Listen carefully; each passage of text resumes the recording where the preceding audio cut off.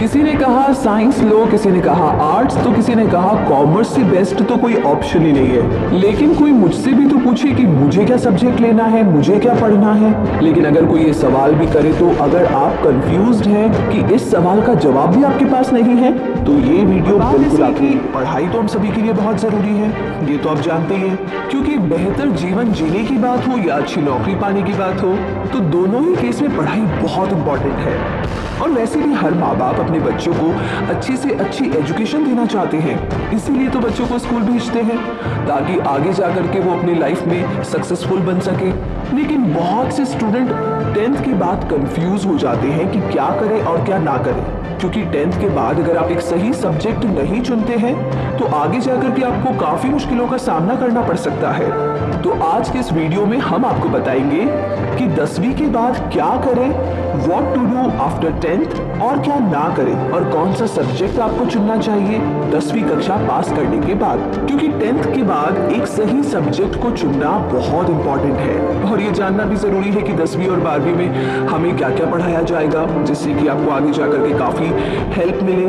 ज्यादा लोग बिना सोचे ही 10th के बाद कोई भी सब्जेक्ट ले लेते हैं जिनमें उनका इंटरेस्ट नहीं होता, फिर उसकी वजह से उनका आगे जाकर के पढ़ाई में मन नहीं लगता है, और मन नहीं लगता है तो वो फेल हो जाते हैं, फेल हो जाते हैं तो स्कूल छोड़ देते हैं, जो कि सबसे बड़ी गलती है।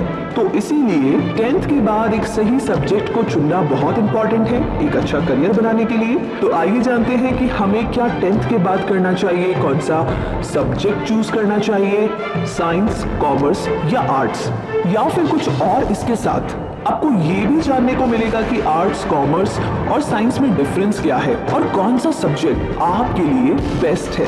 क्योंकि हमारे देश में 10वीं क्लास तक सभी स्टूडेंट्स को एक जैसा सब्जेक्ट पढ़ाया जाता है, लेकिन स्टूडेंट को अपने इंटरेस्ट के हिसाब से या फिर आगे जाकर के 12वीं के बाद क्या करना है उसके हिसाब से सब्जेक्ट को चूज करना होता है। तो अगर आप सही सब्जेक्ट चुनते हैं तो आगे जाकर के काफी इसका फायदा आपको होता है। और 10th यानी कि बोर्ड एग्जाम पास करने के बाद आपके पास आमतौर पर 3 सब्जेक्ट होते हैं, पहला आर्ट्स, दूसरा कॉमर्स और लास्ट साइंस। तो ये मेन सब्जेक्ट है जो कि आपको 10th क्लास के बाद चूज करना होता है। तो आइए जानते हैं इन सब्जेक्ट्स के बारे में। पहला है 10th के बाद आर्ट्स सब्जेक्ट क्यों ले। 10वीं पास करने के बाद सबसे पहला सब्जेक्ट जो आता है वो है आर्ट्स। ये सब्जेक्ट वो बच्चे लेते हैं जिनके 10वीं बोर्ड एग्जाम में कम मार्क्स आते हैं। 50% लोगों के मन में ये वहम है कि आर्ट्स लेने से आगे जिंदगी में कुछ भी स्कोप नहीं है, इस सब्जेक्ट को लेने से कोई फायदा नहीं है। लेकिन ऐसा बिल्कुल नहीं है। इस सब्जेक्ट को अगर आप अच्छे से पढ़ते हैं तो आगे जाकर के आप एक अच्छे पॉलिटिशियन, वकील, कोर्ट जज बन सकते हैं। इसके अलावा आप हिंदी, संस्कृत के प्रोफेसर भी बन सकते हैं। अगर आप आगे जाकर के पॉलिटिक्स, प्रशासनिक सेवा या वकील बनने या समाज सेवा में आपका इंटरेस्ट है तो आप आर्ट्स सब्जेक्ट को चूज कर सकते हैं। अब अगला सवाल कि आर्ट्स में क्या क्या सब्जेक्ट हैं। तो अगर आपको आर्ट्स सब्जेक्ट पसंद है और आप अपनी आगे की पढ़ाई आर्ट्स में करना चाहते हैं तो इससे पहले ना आपको ये पता होना चाहिए कि आपको इस आर्ट्स स्ट्रीम में कौन कौन से सब्जेक्ट मिलेंगे। चलिए जानते हैं। पहला है हिस्ट्री। आर्ट्स में सबसे पहला सब्जेक्ट जो आता है वो है हिस्ट्री यानी कि इतिहास, जो कि थोड़ा सा बोरिंग है जिनका इंटरेस्ट नहीं है उनके लिए। लेकिन अगर आपको इसमें इंटरेस्ट है तो आप आर्ट्स स्ट्रीम का चुनाव कर सकते हैं। इसमें आपको पुराने समय के बारे में ज्यादा से ज्यादा नॉलेज मिलेगी और बहुत मजा भी आएगा। दूसरा है इंग्लिश।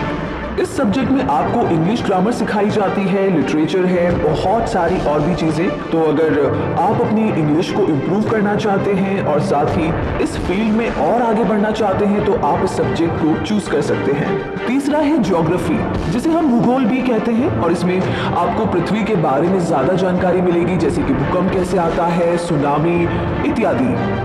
साइकोलॉजी, इस सब्जेक्ट के अंदर आपको मनुष्य के दिमाग और उसके बिहेवियर के बारे में काफी सारे रोचक तथ्य और काफी सारी स्टडीज जानने को मिलेगी। अगला है पॉलिटिकल साइंस। इस सब्जेक्ट के अंदर आपको भारत के गवर्नमेंट यानी कि सरकार से रिलेटेड काफी सारी चीजें पढ़ने को मिलेगी। इकोनॉमिक्स, इस सब्जेक्ट के अंदर आपको भारत की इकोनॉमिक्स यानी कि गुड्स एंड सर्विस सेल के बारे में ज्यादा जानकारी मिलेगी।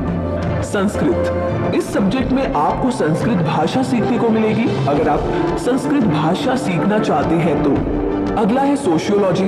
इस सब्जेक्ट के अंदर आपको सोसाइटी से रिलेटेड यानी कि समाज सेवा के बारे में काफी कुछ पढ़ाया जाएगा। अगला है फिलोसफी। इस सब्जेक्ट के अंदर आपको इंसान के बारे में बताया जाएगा कि लोग क्या सोचते हैं, कैसे स्ट्रेस फ्री रहे, कैसे खुश रहे, बहुत सारी और भी चीजें। तो ये सब आप समझ सकते हैं अगर आपने फिलोसफी की पढ़ाई की है तो ये तो थी आर्ट सब्जेक्ट की बात। और आगे 10th के बाद कॉमर्स सब्जेक्ट क्यों ले और क्या क्या करना चाहिए, तो आइए इस बारे में जानते हैं। आर्ट्स के बाद में जो दूसरा सब्जेक्ट आता है 10th पास करने के बाद, वो है कॉमर्स। इस सब्जेक्ट को आर्ट्स के मुकाबले में थोड़ी सी ज्यादा इंपॉर्टेंस दी जाती है। ऐसा इसलिए क्योंकि इस सब्जेक्ट को लेने के लिए आपको 10th क्लास में 60% के करीब होने चाहिए, तभी कुछ स्कूल आपको ये सब्जेक्ट देते हैं। और अगर आपको बैंकिंग में इंटरेस्ट है, या फिर आप सीए बनना चाहते हैं, या फिर आगे जाकर के कंप्यूटर की पढ़ाई करनी है, तो ये सब्जेक्ट आपके लिए बेस्ट है। इस सब्जेक्ट से आप बैंक में मैनेजर, अकाउंटेंट इत्यादि बन सकते हैं। तो अगर आप इन सब में रुचि रखते हैं, इंटरेस्ट रखते हैं, तो आप इस सब्जेक्ट का चुनाव कर सकते हैं।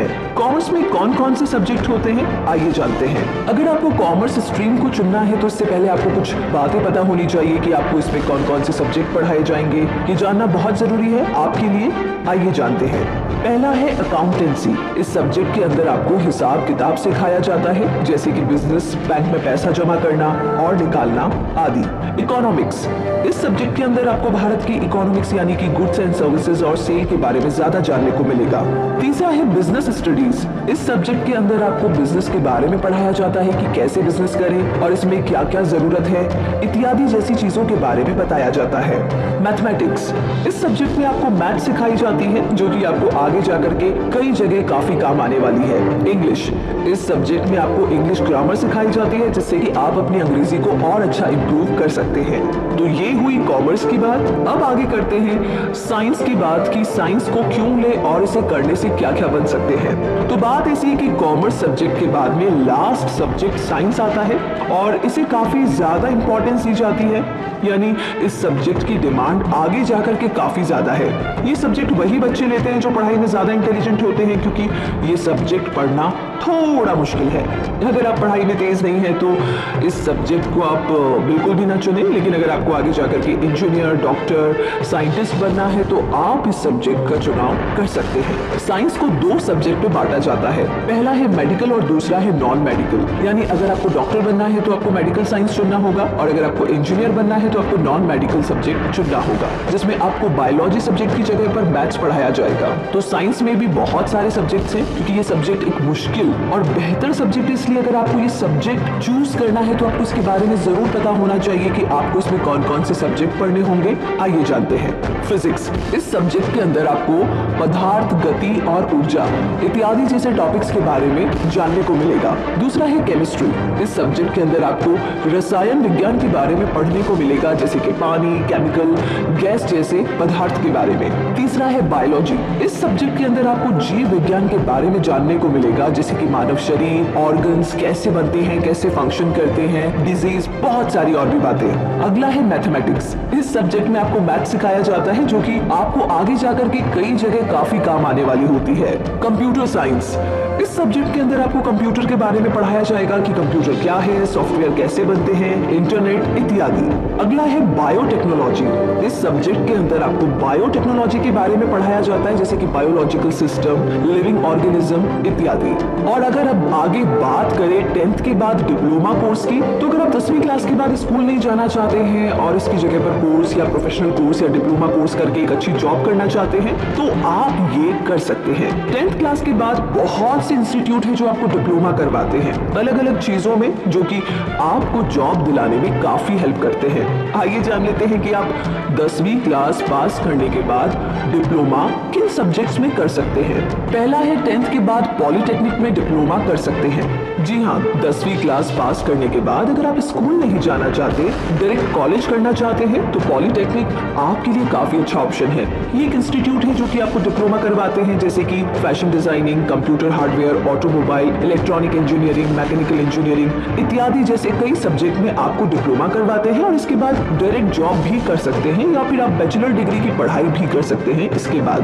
दूसरा है 10th के बाद ITI में डिप्लोमा कर सकते हैं। जी हाँ, अगर आप पॉलिटेक्निक नहीं करना चाहते हैं तो एक और ऑप्शन है, 10th के बाद में आप ITI कर सकते हैं। ये एक इंडस्ट्रियल ट्रेनिंग इंस्टीट्यूट है जहां पर आपको अलग अलग चीजों में कोर्स करवाए जाते हैं जिससे कि आप आसानी से जॉब पा सकते हैं। तो बस अब आपके पास काफी सारे ऑप्शंस हैं, आप सुनिए सबकी लेकिन करिए अपने मन की, क्योंकि आपके अंदर से जो जवाब आएगा इन सारी इंफॉर्मेशन को सुनने और जानने पहचानने के बाद, आई थिंक वो डिसीजन आपके लिए बेस्ट होगा। तो बस अपना डिसीजन लीजिए और इसी के साथ बहुत सारी शुभकामनाएं आपके साथ है। तो उम्मीद करते हैं कि आज का हमारा ये वीडियो आपके लिए बहुत ही यूजफुल और हेल्पफुल रहेगा। अगर ये वीडियो आपको पसंद आया है तो इस वीडियो को लाइक कीजिए, शेयर कीजिए, चैनल को सब्सक्राइब कीजिए और हमारे लेटेस्ट वीडियो को देखने के लिए इस बेल आइकन को प्रेस करना ना भूलिए। इस वीडियो को देखने के लिए बहुत सारा धन्यवाद।